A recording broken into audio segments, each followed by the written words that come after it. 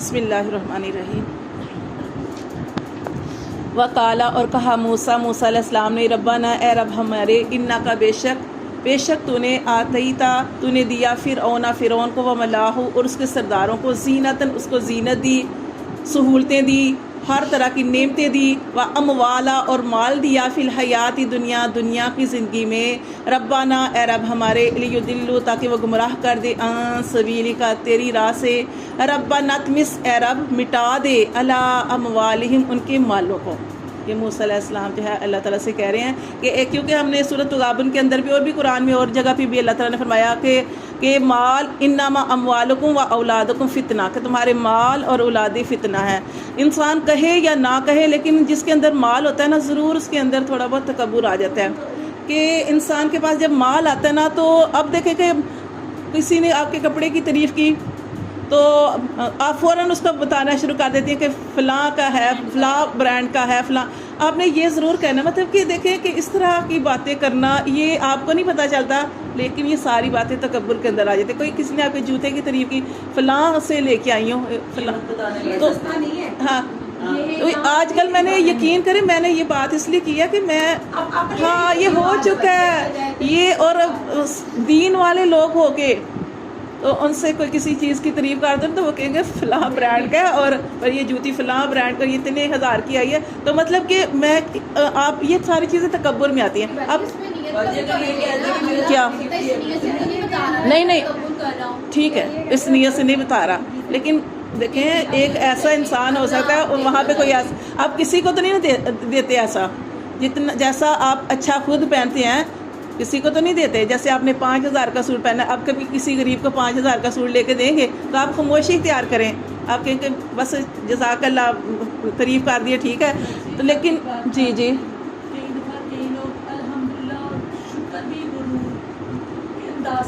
ہاں جی جی جو شکر ہے نا ہاں ہاں جی ہم وہ بتا رہے ہوتے ہیں کہ شکر کہ یہ چیز آپ نوٹ کرنا کہ یہ بھی نہیں صحیح۔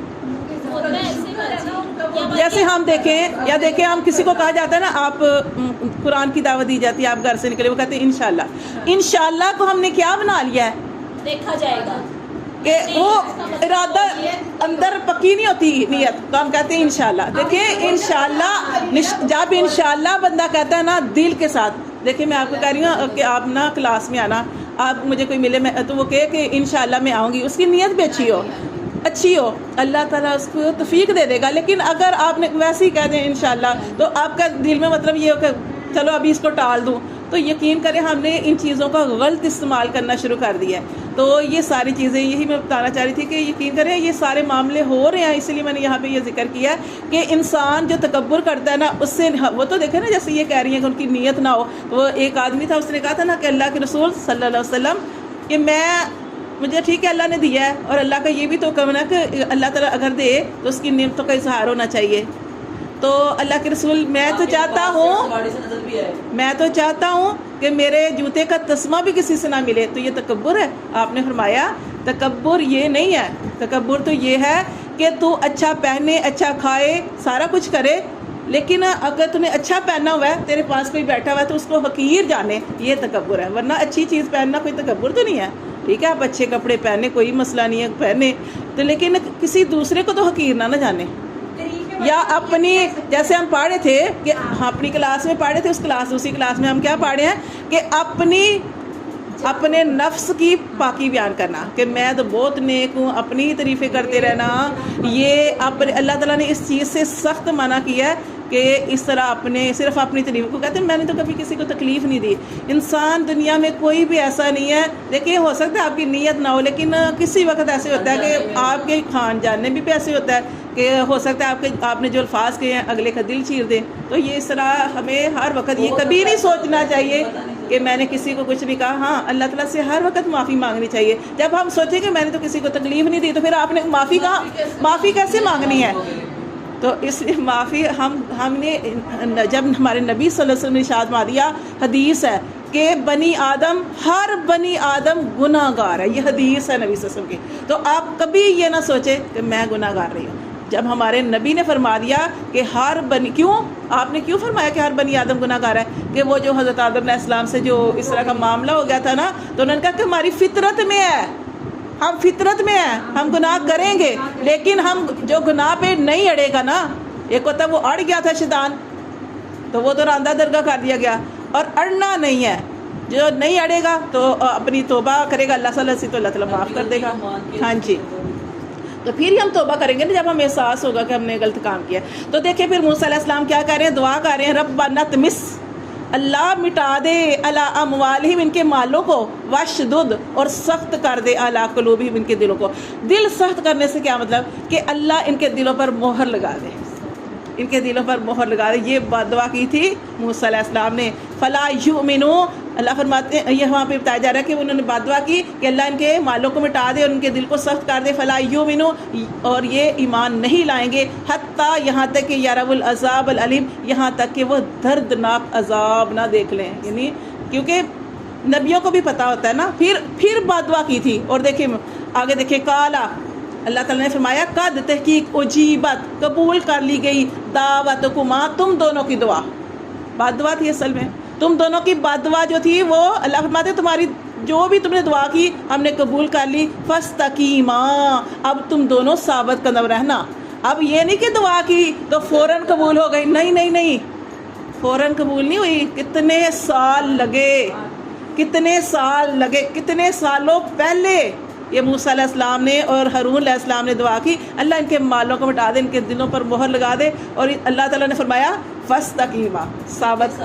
فاستقیما، ثابت قدم رہنا، ولا تتبعانی، اور نہ تم پیروی کرنا، سبیل الذین لا یعلمون، ان لوگوں کے رستے کی پیروی نہ کرنا جو نہیں جانتے۔ ٹھیک ہے، ہم کہنے کی یہاں پہ فوراً آ گیا نا، جیسے ہم سورۃ دوسرا پارہ ہے اس کے اندر ہم پڑھیں کہ اے نبی صلی اللہ علیہ وسلم، ہم تمہارا بار بار آسمان کی طرف منہ اٹھنا دیکھتے ہیں، چہرہ کرنا دیکھتے ہیں کہ تجھے یہ قبلہ، تجھے وہ خانہ کعبہ قبلہ پسند ہے، تو اللہ تعالیٰ نے اگلی آیت ساتھ ہی فرما دیا پھیر لے اپنے چہرے کو، تو پھیرا، تو وہاں پہ تو فوراً آگے نا پھیر لے، لیکن اللہ نے 16-17 مہینے کے بعد پھیرا۔ تو یہ جو دعا بد دعا کی تھی نا، یہ اس کو کتنے سالوں بعد، جب اللہ نے کیوں اتنا ٹائم دیا؟ اللہ فوراً موسیٰ علیہ السلام کی جو تھی دعا یا بد دعا اس کو قبول کر لیتے۔ اللہ تعالیٰ ہر انسان کو ٹائم دیتے ہیں، اللہ تعالیٰ ہر انسان کو مہلت دیتے ہیں، اللہ گناہ گار کو بھی مہلت دیتے ہیں۔ اللہ تعالیٰ نے اس کو اتنی مہلت دی، کل وہ یہ نہ کہے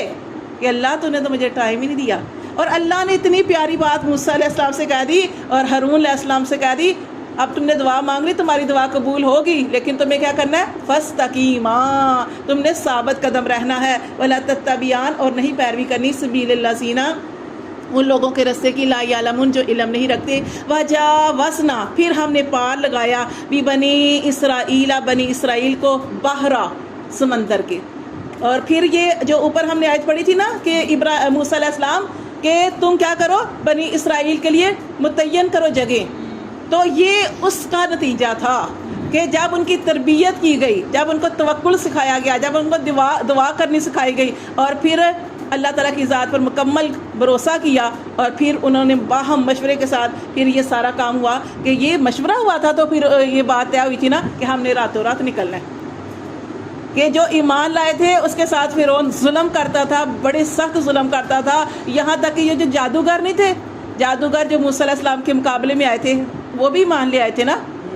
انہوں نے دیکھا کہ یہ ہمارا تو جادو ہے اور اس کا تو کوئی اور ہی چیز ہے، تو وہ کہنے لگے یہ جادو نہیں ہے، تو وہ ایمان لے آئے تھے، تو پھر اس کے ساتھ بھی اتنا برا سلوک کیا تھا نا، وہ کہتے ہیں جیسے ہم یہاں پہ پڑھے ہیں کہ وہ اس کی کوئی حد نہیں تھی، حد میں سے سرکشی میں آگے نکلا ہوا تھا، تو پھر وہ کیا کرتا تھا، اس کو کہتے ہیں کیلوں والا، میخوں والا، کہ وہ درخت کے ساتھ بڑے بڑے لمبے لمبے، اللہ معاف کرے تو بس ایک بار سوچے کتنا ظلم کرتا تھا کہ اتنے لمبے لمبے کیل اس کے ساتھ وہ درخت کے ساتھ ٹھونک دیتا تھا آدمی کو، اور وہاں وہ تڑپ تڑپ کے مر گئے، تڑپ تڑپ کے، اللہ معاف کرے۔ ہاں یہ سارا کچھ ہے یہ اس کے، تو دیکھیں اللہ فرماتے ہیں ہم نے پار لگا دیا بنی اسرائیل کو دریا کے، سمندر کے، فَأَتْبَعَهُمْ، پیچھا کیا ان کا فرعون نے، وَجُنُودُهُ، اور اس کے لشکر نے، فرعون اور اس کے لشکر نے، جب ان کو پتہ چلا نا کہ یہ تو راتوں رات بھاگ رہے ہیں، تو پھر اس نے اعلان کروایا سارے کے سارے. اب یہ اللہ تعالیٰ دیکھے آزمائش جب آتی ہے نا اپنے ساتھ مشکل آتی ہے لیکن اپنے ساتھ اس کا حل بھی آتا ہے, آسانیاں بھی آتی ہیں. یہ اللہ نے یہ جو اعلان ہوا کہ فرعون نے اعلان کیا سارے قبطی نکلو, سارے قبطی نکلو. اب یہ سارے کے سارے نکل آئے. اس نے کہا کہ کوئی گھر میں نہ رہے, سارے نکلو. یہ سارے نکل آئے. جب یہ سارے کے سارے نکلے تو اللہ تعالیٰ نے کیا کرنا تھا, اللہ نے ان کو غرق کرنا تھا نا. اللہ تعالیٰ نے ان سب کو موسیٰ علیہ السلام کو دریا کے پار لگا دیا, اور ان سب کو جب یہ سارے دریا کے اندر سمندر کے اندر آ گئے تو اللہ کا حکم ہو گیا کہ دریا مل جا. یہ سارے کے سارے غرق ہو گئے. اللہ تعالیٰ کی اتنی پیاری مجھے یہ آیت لگتی ہے. اللہ کہتے ہیں وہ جو غلام تھے نا بنی اسرائیل, قسم سے رونا آتا ہے, وہ جو بنی اسرائیل غلام تھے, کل فرعون کے غلام بنے ہوئے تھے, اتنے سخت ظلم کرتا تھا, ایمان کا اظہار نہیں کر سکتے تھے. تو ان کے لیے کیا آیا کہ اللہ نے ان کو صبر کا اتنا اچھا بدلہ دیا کہ ان کے گھروں کا وارث بنا دیا. ان کے محلات بن گئے, وہ ان کے محلات وہ تو سارے غرق ہو گئے. ان کے اندر اتنے سونے چاندی ہر نعمت تھی. اللہ فرماتے ہیں ہم نے ان کا مالک ان کو بنا دیا, بنی اسرائیل. ہاں جی, تو یہ دیکھیں اللہ فرماتے ہیں کہ جی ہاں جی بے شک, تو اللہ پہ بس مکمل یقین ہونا چاہیے. تو اللہ فرماتے ہیں کہ فرعون و جنودہ اور اس کے لشکر نے جو تھا پیچھا کیا بغیا و عدوا, سرکشی اور ظلم کے ساتھ. اللہ فرماتے ہیں حتیٰ یہاں تک کہ اذا جب ادرکہ الغرق, جب پا لیا اس کو غرق نے, یعنی جب وہ غرق ہو گئے, کالا تو غرق ہو رہا تھا, جب وہ فرعون غرق ہو رہا تھا, کالا اس نے کہا آمنت میں ایمان لاتا ہوں, میں ایمان لے آیا, انہو بے شک وہ, لا الہ الا بے شک وہ اللہ ایک ہی اللہ ہے, میں خدا نہیں ہوں. پہلے تو سجدے کرواتا تھا نا, پھر وہ کہنے لگا کہ نہیں میں ایمان لے آیا اس پر وہ جو ایک اللہ ہے, الالذی وہ جو آمنت بھی جس پر ایمان لائے, وہ کون,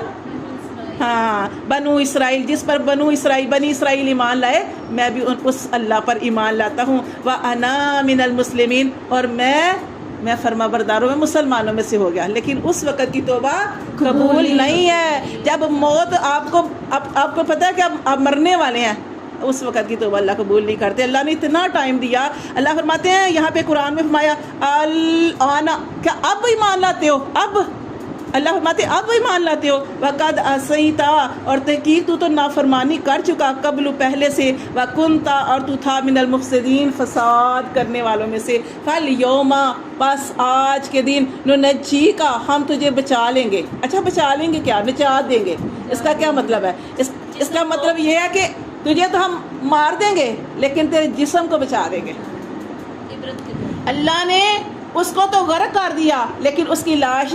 جو تھی اوپر ترا دی. اللہ فرماتے فل یوم آج کے دن نجی کا ہم نجات دیں گے تجھ کو بھی بدنی کا تیرے بدن کے ساتھ, یعنی بچا لیں گے تجھ کو تیرے بدن کے ساتھ, کہ تجھے تو مار دیں گے لیکن تیرے بدن کو بچا لیں گے. کس لیے؟ لتکونا تاکہ تو ہو جائے, لمن اس کے لیے, خلافہ کا جو تیرے پیچھے آیا ان کے لیے ایک عبرت ہو جائے, نشانی عبرت. اب اس کی لاش ہے نا تو یہ عبرت کے لیے. جی اب جس دور میں قرآن پاک آیا صحابہ کرام وہ تو انتظار کرتے ہوں گے کہ ابھی تک تو لاش نہیں کوئی آئی, یہ تو ہم لوگوں کے لیے ہمیں اس بات کی سمجھ آ رہی ہے. ہاں جی ادھر بھی ان کا توکل ہوگا, ان کا صحابہ کرام کا دیکھیں ان کا اتنا توکل تھا, ان کا تو ہم سوچ ہی نہیں سکتے کہ جب نبی صلی اللہ علیہ وسلم کوئی بات فرما دیتے تھے نا تو وہ کہتے تھے کہ یہ حق. اب دیکھیں اتنی بڑی بات, جب نبی صلی اللہ علیہ وسلم معراج پہ گئے ہیں, جب واپس آئے ہیں, تو جب انہوں نے نبی صلی اللہ علیہ وسلم نے آ کے اپنے اس سارے واقعے کا بتایا تو اس وقت کیا ہوا, اس وقت جو تھے انہوں نے انکار کیا. وہ ابو جہل جو تھا دوڑا حضرت ابو بکر صدیق کے گھر گیا رضی اللہ تعالیٰ عنہ کے گھر. تو انہوں نے کہا کہ کوئی رات جا کے, اس نے یہ نہیں کہا کہ نبی صلی اللہ علیہ وسلم نے کہا, اس نے کہا کہ کوئی راتوں رات ایسے بیت المقدس اور پھر آسمانوں کی سیر کر کے رات کے ہاں تو واپس چاند مطلب تھوڑے ٹائم میں واپس بھی آ سکتا ہے. تو حضرت ابو بکر صدیق نے کہا کہ نہیں کوئی بھی نہیں آ سکتا. انہوں نے کہا اچھا نہیں آ سکتا تو یہ بات تو تیرے نبی فرما رہے ہیں. انہوں نے کہا میرے نبی نے فرمائی ہے. انہوں نے کہا اگر انہوں نے کہی ہے تو حق کہا سچ کہا. اب ان کا نام صدیق ہے, ان کا لقب ملا تھا. تو اتنا ایمان تھا ان کا, ہمارا ایمان تو کچھ بھی نہیں ہے ان کا. ہم تو صحابہ کے بارے میں جو ہم نے حدیث پڑھی تھی کہ آپ صلی اللہ علیہ وسلم اگر ہمیں حکم دینا ہمارے سامنے سمندر ہو, ہاں جی, تو آپ صلی اللہ علیہ وسلم ہمیں کہے کہ سمندر میں کود جاؤ, تو ہم یہ ہم کود جائیں گے. ہمیں کیوں یا ہم کود ہم ہم کود جائیں گے. ہم یہ سوال ہی ان سے کریں گے کہ کیونکہ موسیٰ علیہ السلام کی قوم نے بہت زیادہ سوال کیے تھے نا, تو انہوں نے تب صحابہ کرام نے کہا تھا کہ اللہ کے رسول اگر آپ ہمیں حکم دینا اس سمندر کے اندر کود جاؤ تو ہم اپنی جان کی پرواہ نہیں کریں گے, ہم کود جائیں گے. تو یہ یہاں پہ اللہ تعالیٰ فرماتے ہیں کہ ہم نے عبرت بنا دیا اس کی لاش کو, وَإِنَّا اور بے شک کثیراً زیادہ من الناس لوگوں میں سے, ان آیاتنا ہماری آیات سے لغافلون البتہ غافل ہیں.